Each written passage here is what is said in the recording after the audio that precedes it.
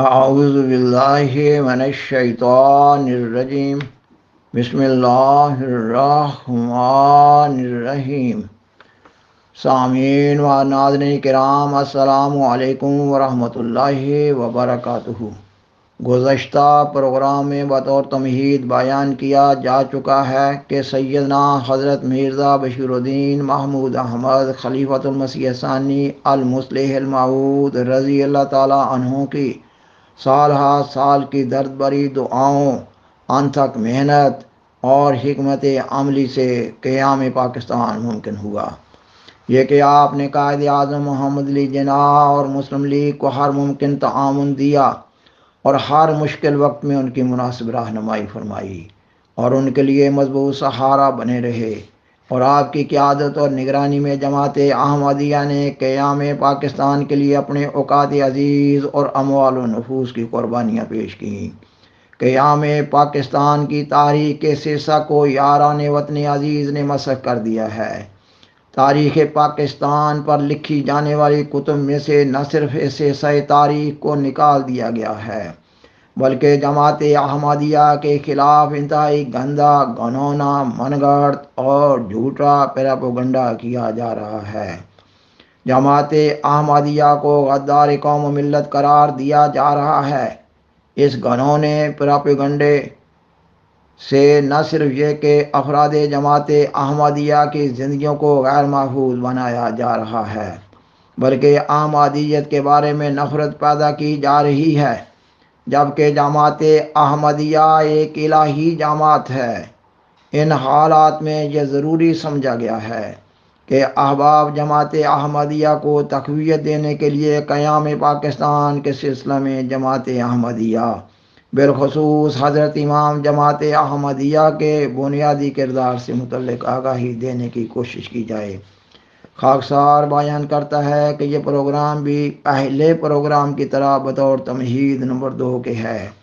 انشاءاللہ آئندہ کے پروگرام میں سیدنا حضرت خلیفۃ المسیح ثانی رضی اللہ تعالیٰ عنہ کا قیام پاکستان کے بارے میں عظیم المثال کردار تدریجاً واضح ہوتا چلا جائے گا۔ آج کے پروگرام میں خاکسار بطور خلاصہ یہ بتا رہا ہوگا کہ پاکستان بننے کی کہانی ایک لمبی کہانی ہے۔ اس لمبے پرمشقت سفر کا نقطۂ آغاز تو یہ تھا کہ متحدہ ہندوستان کو گورنمنٹ برطانیہ سے آزادی حاصل ہو، اور جب یہ سفر آگے بڑھا تو حضرت خلیفۃ المسیح ثانی رضی اللہ تعالیٰ عنہ نے بشدت محسوس کیا کہ ہندوستان کا مسلمان اگر گورنمنٹ برطانیہ سے آزاد ہو بھی گیا تو ہندو کا غلام بن جائے گا۔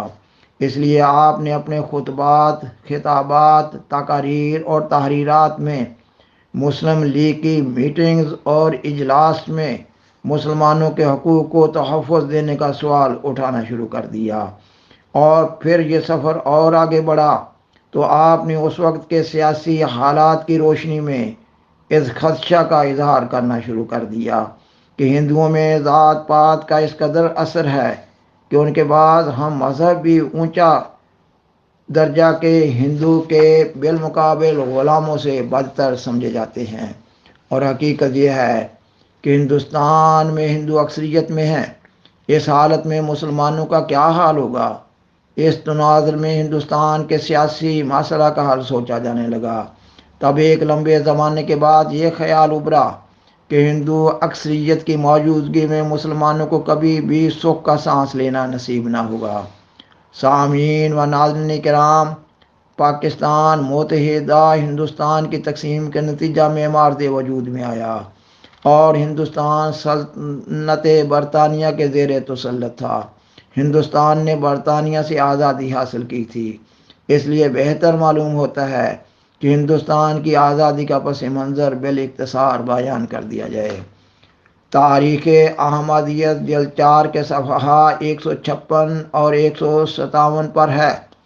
یہ کہ 28 جون 1914 کو آسٹریا کا ولی عہد پستول سے قتل کر دیا گیا۔ آسٹروی پولیس نے انکشاف کیا کہ شہزادے کے قتل کی سازش میں سرویا کے بعض افسر بھی شامل ہیں۔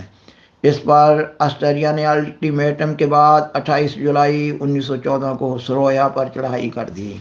یکم اگست 1914 کو روس نے آسٹریا کے خلاف اور جرمنی نے روس کے خلاف باقاعدہ اعلان جنگ کر دیا۔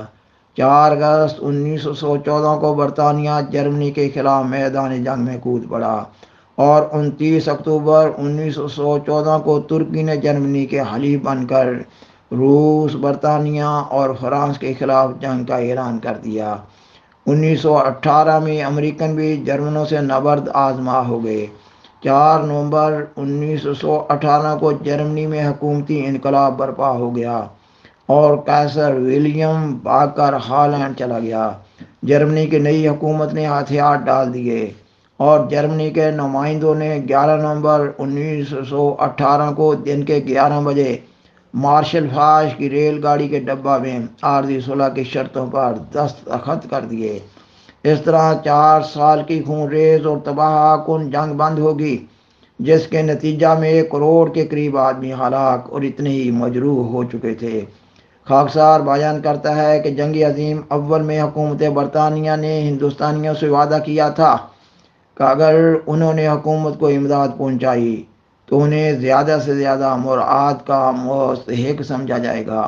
لہذا 1917 میں حکومت برطانیہ کے وزیر ہند اس غرض سے ہندوستان آئے کہ وائسرائے ہند سے مل کر حالات کا جائزہ لیں اور رپورٹ کریں کہ ہندوستانیوں کو کہاں تک اختیارات حکومت دیے جا سکتے ہیں۔ اس رپورٹ کی روشنی میں مانٹیگ چیمسفورڈ ریفارم اسکیم تیار ہو کر قانون کی صورت میں منظور ہوئی اور 1918 میں ہندوستان میں نافذ کی گئی۔ اس اسکیم کے مطابق حکومت برطانیہ نے فیصلہ کیا تھا کہ ہر 10 سال کے بعد ایک کمیشن ہندوستان بھیجا جایا کرے جو حالات کا جائزہ لے کر رپورٹ کرے کہ کیا ہندوستان مزید حقوق حاصل کرنے کے قابل ہو گیا ہے یا نہیں۔ اس اسکیم کے تحت گورنمنٹ برطانیہ کے کمیشن کو 1918 کے 10 سال بعد ہندوستان میں جائزہ لینے کے لیے آنا تھا کہ ہندوستانیوں کو کہاں تک ہندوستان کے حکومتی امور میں شامل کیا جائے۔ گورنمنٹ برطانیہ کے اس اعلان کے تناظر میں سیدنا حضرت خلیفۃ المسیح ثانی رضی اللہ تعالیٰ عنہ کی شدید خواہش تھی کہ ہندوستان میں امن و سکون کا ماحول پیدا کیا جائے تاکہ ہندوستانیوں کی بالخصوص مسلمانوں کی اس رنگ میں تعلیم و تربیت ہو جائے کہ وہ حکومتی امور کو سر انجام دینے کے قابل ہو جائیں۔ سامعین و ناظرین کرام، اس وقت ہندوستان میں 2 بڑی سیاسی جماعتیں آل انڈیا نیشنل کانگریس اور آل انڈیا مسلم لیگ تھیں۔ آل انڈیا نیشنل کانگریس 1885 میں اور آل انڈیا مسلم لیگ 1906 میں معرض وجود میں آئی تھی۔ یہ دونوں سیاسی جماعتیں اپنے اپنے منشور کے مطابق کام کر رہی تھیں۔ اس وقت ان دونوں جماعتوں کا مطمع نظر ملک کے اندر اپنے سیاسی کردار تک محدود تھا۔